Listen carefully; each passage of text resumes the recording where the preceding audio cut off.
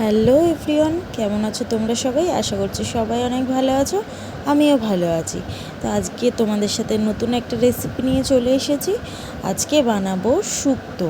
তো এতগুলো সবজি দেখে বুঝতেই পারছো, এখানে রয়েছে আলু, পটল, উচ্ছে, বেগুন, ঝিঙে, সজনে ডাঁটা, পেঁপে, গাজর, কাঁচা কলা, বরবটি আর রয়েছে বড়ি। তো এখন আমি কড়াই বসিয়ে দিয়েছি, বসিয়ে এখন বড়ি কটা ভালো করে লাল লাল করে ভেজে নেব। তো দেখতে থাকো, তোমরা কেমন লাগছে অবশ্যই জানিও, অবশ্যই আমাকে কমেন্ট করো। আর ভিডিওটা ভালো লাগলে তোমরা অবশ্যই আমাকে লাইক, কমেন্ট, শেয়ার করো। আর চ্যানেলটায় যারা নতুন নতুন আছো তারা অবশ্যই আমার চ্যানেলটাকে সাবস্ক্রাইব করো।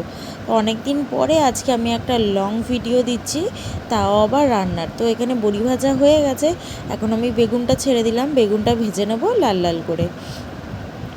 বেগুন ভাজা হয়ে গেছে, এখন আমি দিয়ে দিয়েছি কড়াইতে উচ্ছেটাও বেশ একটু হালকা লাল লাল করে ভেজে নিলাম।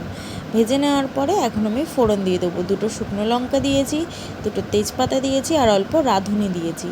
দিয়ে ভালো করে নেড়ে চেড়ে একটু লাল লাল হয়ে আসলে তারপরে দিয়ে দিলাম সব রকম সবজি, যেটা বাকি ছিল সেই সবজিটা দিয়ে ভালো করে নেড়ে চেড়ে ভেজে নেব।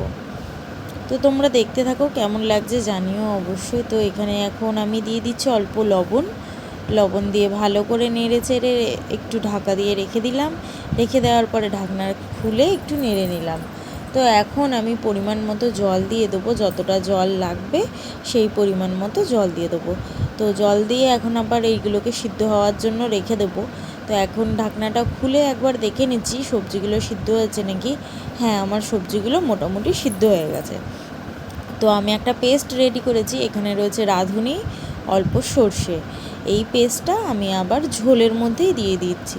যখন কিনা আমার সবজিগুলো পুরো সিদ্ধ হয়ে গেছে তখন আমি এই পেস্টটা পুরো দিয়ে দিলাম। তো অল্প একটু আদা বাটাও দিয়েছি তার সাথে। তো সব কটা ভালো করে মিশিয়ে মশলাটা ভালো করে সবজির মধ্যে মিশিয়ে তারপরে যখন ফুটে এসছে তখন আবার বড়িগুলোকে ছেড়ে দিলাম। বড়ি ছাড়ার পর বড়িটাও ভালো মতন ফুটে গেছে। তো এখন আমি মিষ্টি দিয়ে দিচ্ছি। মিষ্টি দেওয়ার পরে হয়ে গেছে সব সিদ্ধ, নুন সব দেখে নিয়েছি। তো দেখার পরে এখন নামাবার সময় অল্প উপর থেকে ঘি ছড়িয়ে দিলাম। ঘি ছড়িয়ে দিলে না স্মেলটা খুব ভালো আসে, আর শুক্তো তো খুব ভালো লাগে। তো কেমন লাগলো আমার ভিডিও?